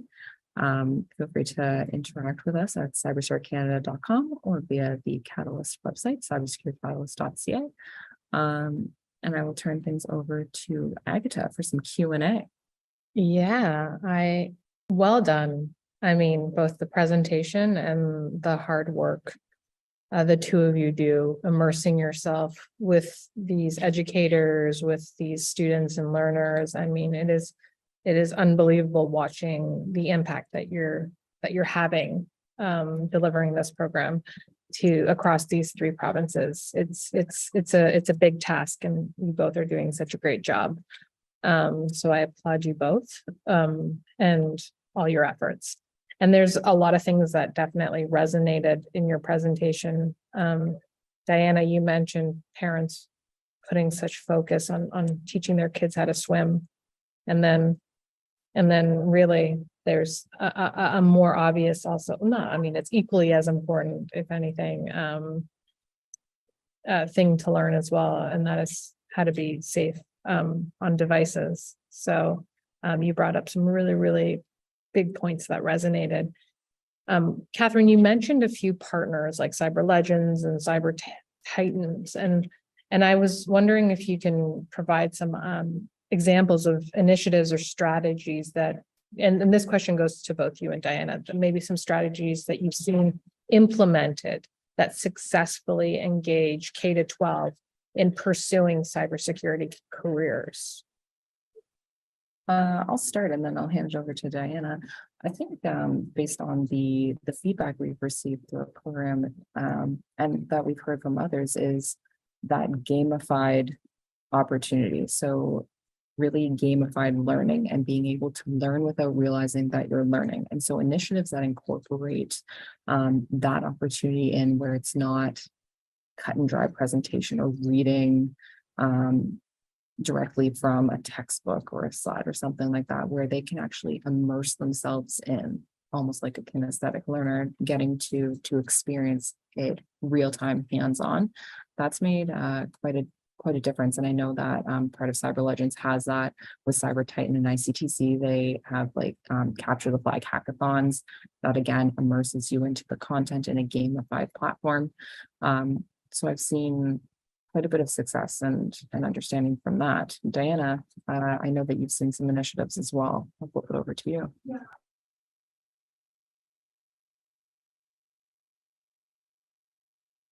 I'll echo what Kathryn was saying as far as the programs themselves being gamified. But what we have also found in order to be successful is you really have to go out there and not just sing the praises of, you know, there's careers in cyber, there's opportunities, and like you really have to create this giant context, right? And you're starting at the most basic level when you're going out into the general population and when you're going out to students and parents and educators, and you need to start with, this is what cybersecurity is. This is what it encompasses, and break it down into ways that makes it very applicable to them. So you'll notice we've kind of had no choice but to instill this very storytelling type of style, because you have to be able to make it relatable so that they see where the impact is for them every day and why it's important. And then what opportunities then they can see the opportunities, but they first need to understand at this very basic level. The second thing that I'll add, which is on a different stream, is that as Kathryn mentioned, we're talking partnerships now, and I think those partnerships are really important because you know, like I said, I've been involved in this for 5 years now, and sometimes you're talking to educators, guidance counselors, administrators at the school levels. And it's so difficult for them to make choices and to make informed decisions about these topics when, you know, CyberStart is coming to them, Cyber Titan's coming for them, you know, Cyber ABC and Cyber 123, and they don't realize, they see everything as competitors and they don't know what the best choice to do is. Unfortunately, the industry is so small from the K-12 education side that none of us are working as competitors. Like, we're all complementing each other. We're all meeting different needs, and we need to, and it's starting to work now because those partnerships are being built, but having us kind of join a little bit of forces and creating, you know, we talked about simplifying things for teachers. It's also creating these roadmaps to say, how do all these different pieces fit together, and serving it up on a platter, because the knowledge is just so low from the outside. And those of us who are on the inside really think that this is second nature or that it's so obvious, and it really isn't. That's an interesting point. I mean, I have these questions and you keep sort of answering them. So I'm wondering if you can, I mean, you've talked about the gamified piece of sparking youth interest in cybersecurity. Are there other tactics of how to foster interest in cybersecurity and inspire these individuals to pursue or consider a career path in cyber? I can talk about that. So during our presentation, we talked a little bit about breaking those barriers and presenting cybersecurity, and it really goes to a lot of the different roles within tech as more than just sitting in front of your computer, as more of just the, I always say that the guy in the basement with the black hoodie, with the glow of the computer on his face, that is the image that is perpetuated even to this day when it comes to tech. So going out there and putting, role models that look more like different people, that talking about, when I used to have a presentation that looked at cybersecurity at Lululemon. So the fact that there's IP that they need to protect, there's machinery that builds these textiles and clothing in the fashion industry. We looked at cybersecurity in the movie industry, right? So when you look at even things like autonomous vehicles and cybersecurity and the impact from some of the ethical components that come along with some of our technology and how cyber plays a role in that, so that it starts actually sparking the minds of kids who don't consider themselves technical. And every presentation we do, I always start out with, I ask the students, who here considers themselves sporty? And some hands go up. Who considers their hands artistic? Some hands go up, right? Who considers themselves techie? Some hands go up. And I'm always like, stop that. Stop putting yourselves in boxes. That is no longer the way the world works.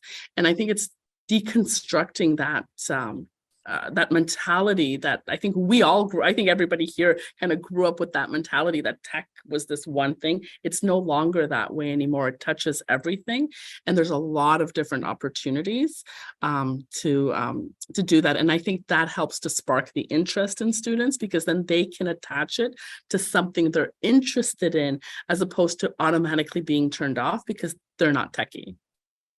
Kathryn, did you want to add anything? I think you just covered all that. Yeah. Right. I love when you So talk there's about the different boxes and avoiding like putting yourself in there. Absolutely. right. So no Jack and Jill in cybersecurity, basically, is what you're saying. Okay. There is a question from the Yeah, just one of the points I want to stress here, bouncing off Diana's point around what it means to be in cybersecurity. And one of the things that we try to make sure that everybody communicates: if you care about others, if you want to protect others, this is a field for you.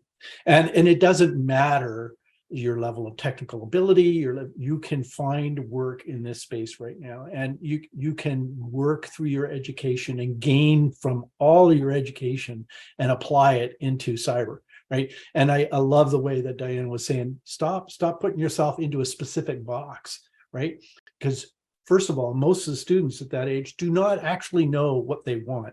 They know they want stuff, right? They want a thing, but they don't have a clear vision of it yet. They may not. Most don't, right? So let's give them opportunities and give them exposure like this. It's a great program in that regard. Sorry, I didn't mean to interrupt, but I just want to. No. There is a question from the audience, but before we jump in, I just have one final kind of question as it pertains to your presentation. You spoke about the importance of partnerships, but you mentioned industry partners, and you mentioned government as well. But I want to know if you can provide any specific examples of partnerships that have yielded positive outcomes in this regard. Yeah, the opportunities that we've seen with like Public Safety Canada, as I had mentioned, with SANS Institute, with RBC, the opportunities to partner with them has introduced more youth underrepresented in STEM to cyber. And so it's created that opportunity, those pathways there. Like that specific fund I mentioned that's comes from Public Safety Canada, that specifically targets cybersecurity and cyber safety. And so it's putting more youth into that exposure of cyber, and then creating the pathways to further education, careers, digital literacy to become digital citizens, speaking more to the opportunities that expands there. And then many organizations have initiatives focused on youth and opportunities for youth. And so the opportunity for those partners and those stakeholders to really work together to understand, as Diana mentioned, like we're not competing against each other. We want to be working collaboratively, working together to develop that pipeline. And all of these different partners have a cyber arm to them that they can benefit from. So SANS has the educational side and the training that students even in high school can start doing and developing the opportunity for micro-credentials and certifications. They can complete numerous ones before they finish high school and then take off in that opportunity. So that's something that we look at with CyberStar Canada is how can we get the students who are performing really well or expressed a very strong interest in the program into those opportunities to then fill that talent pipeline. And that's through partners like SANS who create those additional educational opportunities for those students. And then co-op or internship positions, so that experiential learning that can come from individuals like RBC. And so there's so many different pieces that you're able to really develop from different angles to support youth in cyber. That's great that there's all those wraparounds that sort of support the trajectory as well. I love that. There is a question here that I'll read from the audience, and I'm going to direct it to all of you because maybe one of you wants to raise your hands. What metrics can be used to measure the success of a community-based approach to cybersecurity talent pipeline management? Anyone want to take a stab? Certainly. Randy. Yeah, certainly. Since I frigging stirred up the pot there, I think that first of all, in organizations, they have some metrics associated with talent development and talent pipeline management. Most of them, regrettably, from what I've seen, pertain to numbers. We talked briefly about exit interviews, and sometimes the exit interviews are relatively, it depends on how well structured the exit interviews are, but even understanding how people leave and why they leave isn't really concretely understood within organizations. It's less so when you look at the community. So what kind of community things can we be looking at with respect to, I don't want to, we could go into the organization stuff, and there's entire master's programs on that. So we don't need to go there, but from an organization, from a community perspective, some of the things that we get to look at with respect to measurement, certainly, the numbers of people that are coming into the profession, right? Who's coming into the profession and where are they coming in from? Why are they coming in there? And how many people are being retained? So that's from a pure numbers perspective, that's important. What roles are they filling, right? So those are important. And that's the kind of data that we're talking about, the kind of data we're needing. The other kind of data we're needing is a lot of the valuation of those roles within organizations. But there are other more qualitative measures that we can look at, is what kind of relationships are being established within the cybersecurity community.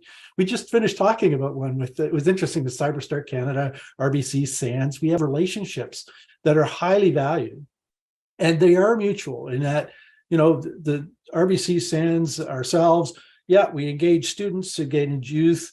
Guess what? We get a lot of insights from those engagement with youth that we otherwise wouldn't get, right? So that there's an establishment, and what do we gain from the relationships in really sort of tangible and intangible ways? What kind of pathways are being created as a result of different insights that are happening within that community?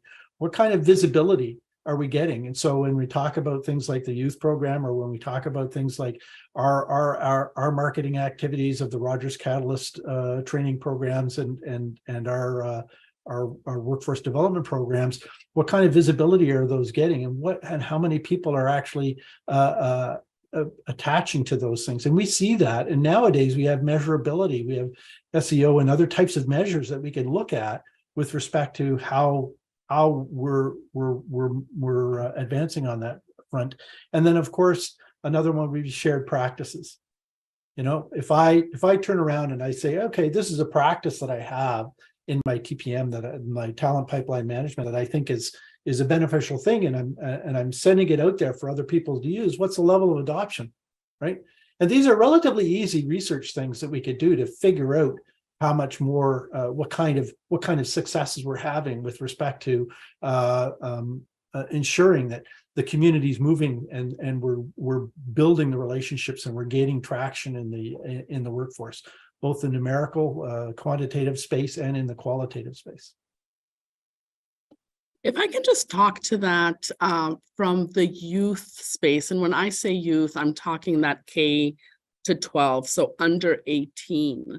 And the reason I'm being so specific is because it gets really difficult for us to measure the impact we're making on the pipeline due to the tight privacy things that we need to stick to. So we can follow kids through the high school, we can follow them through their program and say, okay, if they've, take CyberStart, for example, if they've reached this many points, we know that they have learned A, B, C, and D, and they're proficient at it, right? But we cannot, there's no way for us to be able to follow them outside of the program to see what they chose to do in post-secondary, where they chose to go after that. There could be the argument that, well, couldn't you reach out personally and sort of do a project specific to that? And the answer is yes and no. So I've tried that in past organizations. And what happens is when we are relying on funding from the private sector or from government, the time limit that they're giving us money for is too short to be able to do any actual tracking and measurement. So that continues to be a challenge. Now, we do get measures that are, you know, like I said, more a little bit anecdotal, where we're getting testimonials back. We get stories, right, that are passed down to say, oh, yes, we know that these students got accepted into these university programs or will be applying while they're still in high school. Or we can get the data from the program itself that says, you know, we know that this student, like the one who completed the program, it got this many points. So we now know that they are actually quite proficient in all these areas. But I wish but this is my dream and why I wanted to talk about it, because if there's somebody out there who can make it happen, right, where we can actually track that entire pathway until they are in a role and past the onboarding, and I would say even past their first year, because again, when you're looking at women entering cybersecurity, although those numbers have increased over the years, there's still a lot of women exiting the industry. So would be great to be able to see if making some of these changes at an earlier age and changing those mindsets and starting to break down those stereotypes, if we could actually see the difference from the younger age. But right now we're not being able to track that. Looks like Randy has a solution. Yeah. No, I don't have a solution. I just want to reinforce what Diana's been saying. I've been involved with government and otherwise funded projects for quite some time. And part of the problem, and I actually did a bit of a study in the tech world. I was I was an educator studying IT, but when we come up with these programs and services, the funding envelope is so small, right? The timeline is so small. You don't actually get any longitudinal information from those. You don't actually get to measure true success of the program or see where maybe it hasn't been successful. So this is part of the fundamental challenges around these kinds of programs. And I'm just putting it out there as a critical thought, is that we need to find ways, reinforcing Diana's point, we need to find ways to do more of this longitudinal study to figure out how we can embed sort of measurement that is meaningful measurement, not just numbers, but meaningful measurement around, you know, how long people stuck with the program, how long, when we go into a new employment cycle and people go into those roles and those jobs, how long did they stay there? Why did they leave? Like the women attriting from cybersecurity, we can just make some assumptions. We could do some, but so when did they join? Why did they join? How long did they stick it out? What were the reasons they left? And this would be tremendous. Right now, we've got a bunch of sort of qualitative stuff, but there's nothing really, we really have a shortage of data. And when you're looking at longitudinal stuff, we need to fix that problem for sure. Thanks, Diana, for bringing that up. Yeah. Well, on that note, though, I mean, we are working with Future Skills Center on some of the insights that Kathryn was sharing earlier, and we've been tracking our learners through our workforce training program, and we actually follow them 3, 6, 9 months after they complete the program, and we learn about their how it's been trying to find a career or all that. And our ambition is to continue this research and actually follow them further and understand how they've progressed in their careers, whether or not they're still in their careers. I mean, that's something that we're definitely interested in. And we have a pretty good group in terms of a sample size that we've been following. So, I mean, while it's not perfect for sure, it definitely is a good step in tracking this kind of research. We've gained a lot of insights, from just that short timeline. But just imagine if you extended it out 5 years as an example, and you were able to have research engage with these people as they went through the program. Because I saw another IT training program that was established for non-representative people, and it was initially done, and the primary measure was bums in seats. And but after 3-4 years after the program was ended, that the attrition rate was horrendous. Right, because they weren't actually a good fit for IT jobs at the time. And so this is the problem we need to be working much more holistically around what we're trying to achieve and how we're going to measure that success and achievement over time, so that we know that we're spending good money and that things are working well. So it's a very good point. I love the fact you brought it up. It's fantastic.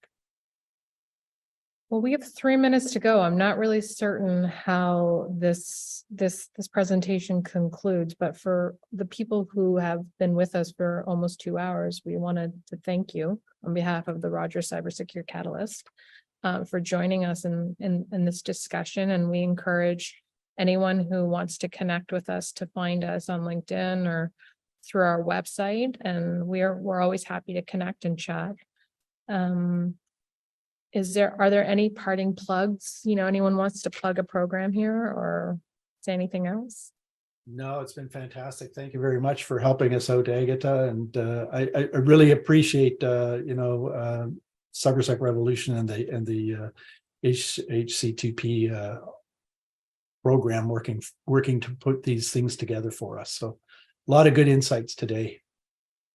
Yeah, all these teams do such great work. So, I applaud everyone for their efforts.